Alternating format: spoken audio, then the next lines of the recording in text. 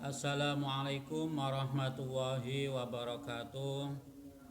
Selamat pagi anak-anak dan selamat bertemu kembali. Hari ini kita lanjutkan pelajaran yang kemarin kita telah belajar tentang menjadi imam sholat berjamaah. Kemudian kemarin kita juga telah mempelajari tentang pengertian sholat berjamaah, kemudian hukum sholat berjamaah dan syarat-syarat menjadi imam. Nah, sekarang kita lanjutkan yaitu halaman yang ke-6. Silakan dibuka kitab kalian atau bukunya masing-masing, dibuka halaman yang ke-6. Namun sebelum pelajaran kita mulai, seperti biasa, marilah kita membaca suratul Fatihah terlebih dahulu. Semoga apa yang kita pelajari nanti bermanfaat bagi kita semua. Ala hadhihi niyah wa kulli niyatin sholihah. Al-Fatihah. A'udzu billahi minasyaitonir rajim. Bismillahirrahmanirrahim. Alhamdulillahi rabbil alamin. Arrahmanir rahim. Maliki yaumiddin. Iyyaka na'budu wa iyyaka nasta'in. Ihdinas siratal mustaqim. Siratal ladzina an'amta 'alaihim ghairil maghdubi 'alaihim waladdallin. Amin. Terima kasih. Silakan dibuka halaman 6, yaitu kita masih membahas tentang syarat-syarat sholat berjamaah. Syarat yang pertama yaitu adanya imam. Kemudian syarat yang kedua yaitu makmum. Makmum adalah orang yang mengikuti sholatnya imam ketika berjamaah. Jadi makmum itu harus mengikuti semua gerakan-gerakan yang dilakukan oleh imam, ya. Namanya makmum itu harus apa? Manut kepada imamnya, ya. Lah, kalau kamu tidak bisa menjadi imam, ya jadilah makmum yang baik. Artinya sama dengan kalau kamu tidak bisa menjadi pemimpin, ya jadilah pengikut atau rakyat yang manut kepada pemimpinnya selama pemimpinnya itu apa? Tidak melakukan kesalahan, ya. Kemudian makmum itu ada dua macam-macam. Makmum itu ada dua, yaitu makmum muwafiq, yaitu makmum yang dapat mengikuti sholat imam secara sempurna mulai takbiratul ihram sampai salam, ya. Jadi itu namanya muwafiq. Muwafiq itu artinya cocok, nyocoki, tapi bukan kiai muwafiq, ya. Kalau kiai muwafiq itu berasal dari Jawa Tengah sana, ya. Kemudian yang kedua, makmum masbuk. Makmum masbuk itu adalah makmum yang mengikuti sholat imam secara tidak sempurna atau tidak cukup untuk membaca Fatihah secara sempurna.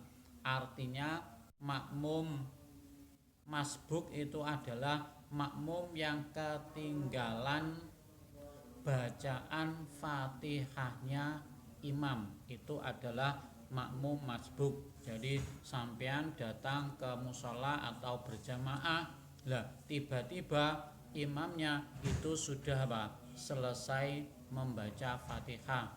Tetapi apa? Sedang membaca surat yang lain. Lah itu namanya makmum masbuk, ya. Kemudian adapun syarat-syarat menjadi makmum adalah A. Berniat menjadi makmum, ya. Jadi berniat menjadi makmum. Lah niatnya bagaimana? Ya semisal usolli fardhu dhuhri arba'a raka'atim mustaqbilal kiblati adaan makmuman. Lah, lafat makmuman lillahi ta'ala itu berarti apa? Menunjukkan kalau menjadi makmum ya. Jadi harus apa? Harus dilafatkan, harus dijelaskan sebagai apa? Makmumannya ya. Kemudian yang kedua, mengetahui gerakan sholat imam. Jadi bagaimanapun apa? Kita harus tahu sebagai makmum, kita harus tahu gerakan-gerakan imam. Entah itu imamnya sedang takbir, sedang rukuk, sedang sujud, kita harus apa? Harus tahu ya, kita harus tahu. Lah, semisal bagaimana kalau sampean sholat di rumah, imamnya di Jakarta, tahu gerakannya, sah apa tidak? Tidak sah ya, karena apa? Jaraknya terlalu jauh, tidak bisa melihat apa? Imam, kemudian juga apa? Tidak ada rentetan-rentetannya ya. Jadi tidak ada sambung menyambungnya sampai kepada sampean ya. Atau semisal dalam sebuah gedung itu kok ada sekat, ada pemisah antara imam dan makmum, maka sholatnya juga apa? Tidak sah ya, tidak sah, kecuali di dalam sekat itu ada entah pintu ya atau jendela yang terbuka, maka sholatnya sah ya. Itu artinya apa? Mengetahui gerakan sholatnya imam ya. Kemudian yang ketiga, mengikuti gerakan sholatnya imam. Jadi kalau imamnya takbir, sampean juga ikut apa? Takbir. Kalau imamnya ruku, sampean juga apa? Ruku. Imamnya sujud, sampean juga apa? Makmumnya juga harus sujud. Jangan sampai apa? Membuat acara sendiri, makmumnya sujud, sampean ruku, makmumnya imamnya tahiyat, sampean apa? Iktidal. Lah ini berarti apa? Tidak makmum ya. Kemudian yang keempat atau yang D, murabbit, yaitu bersambung dengan imam. Tadi sudah saya katakan bahwasanya seorang imam, antara imam dan makmum itu harus apa? Murabbit atau bersambung, artinya tidak terputus oleh suatu bangunan yang menutupi sehingga tidak bisa melihat, ataupun dengan jarak yang sangat jauh ya. Kemudian tidak boleh berdiri lebih depan dari imam. Jadi namanya makmum itu harus apa? Di belakangnya imam ya. Kalau di depannya imam berarti bukan makmum ya. Jadi berdirinya harus berada di belakangnya imam ya. Apabila imamnya satu, imamnya ya memang satu ya, imamnya satu kemudian makmumnya satu, maka berdirinya di belakang agak ke kanan ya. Jadi agak ke kanan, di situ bisa nanti sampean lihat bagaimana kalau apa? Jamaah dengan satu laki-laki, kemudian satu laki-laki, satu perempuan ya. Kemudian atau sama semuanya laki-laki lah, itu nanti ada ya. Kemudian tidak boleh berdiri ya, tadi sudah. Kemudian sholatnya makmum harus sama dengan sholatnya imam. Jadi kalau imamnya sholat zuhur, makmum harus sholat zuhur.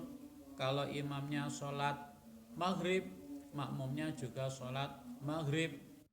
Tidak boleh imamnya sholat maghrib, makmumnya sholat asar ya.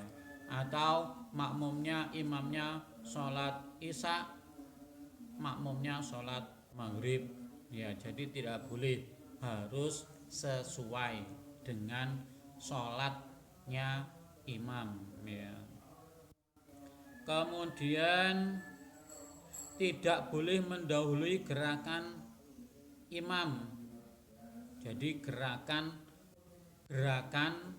yang kita lakukan ketika sholat itu tidak boleh mendahului gerakannya imam, meskipun imamnya itu sudah tua.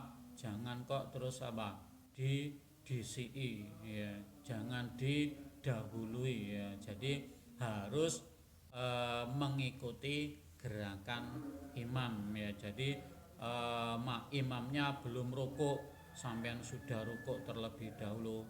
Imamnya belum sujud, sampean sudah sujud dulu. Lah itu namanya tidak boleh. Lah kalau tidak boleh berarti sholatnya tidak sah ya.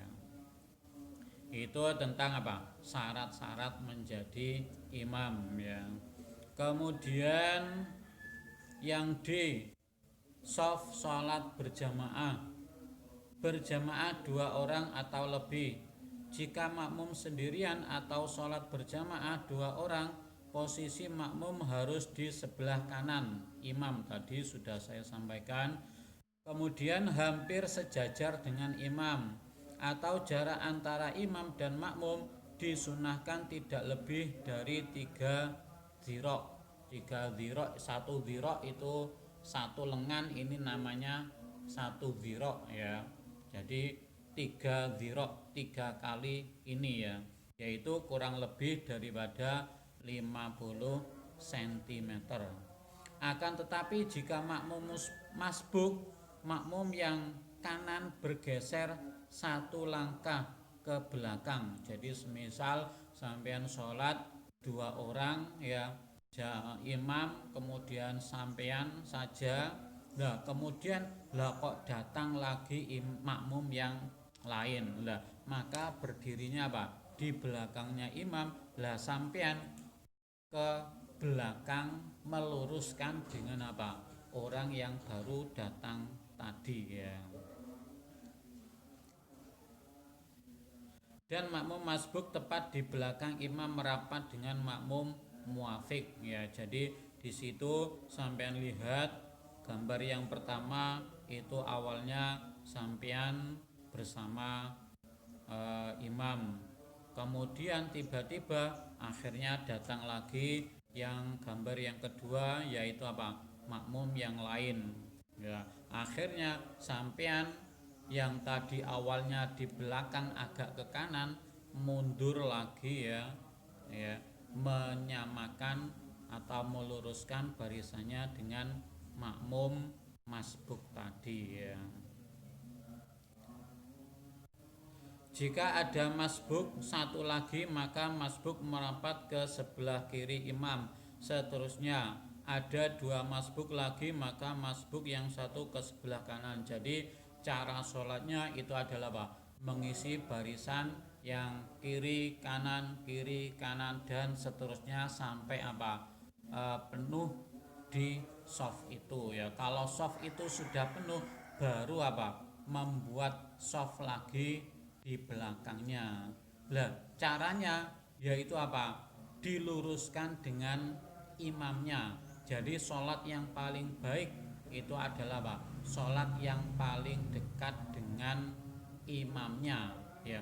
Kecuali kalau tadi di shaf yang kedua, karena shaf yang pertama itu sudah full, sudah penuh, maka sampean membuat shaf lagi ya, shaf yang kedua dan seterusnya ya. Kemudian berjamaah campuran. Susunan shaf untuk makmum campuran adalah barisan pertama kelompok atau jamaah pria, berikutnya anak-anak, di belakangnya wanita. Jangan pada tempat yang renggang antara makmum dengan makmum lain. Hadis Nabi Muhammad SAW yang artinya, penuhkanlah olehmu jarak yang kosong di antara kamu, maka sesungguhnya setan dapat masuk di antara kamu seperti anak kambing ya. Jadi intinya kalau kita sholat itu shafnya itu harus harus harus mepet dengan apa? Makmum yang lain. Lah, kalau sekarang ini situasi kondisi dalam masa COVID-19 ini biasanya ada pengaturan ya apa antara satu makmum dengan makmum yang lain itu dijarak dengan kira-kira setengah meter atau 1 meter lah. Ini karena dalam keadaan darurat ya. Kalau tidak dalam keadaan darurat maka harus apa? Harus mepet ya. Saya kira itu untuk materi yang kedua. Selanjutnya nanti kita sambung pada materi yang akan datang. Terima kasih. Wassalamualaikum warahmatullahi wabarakatuh.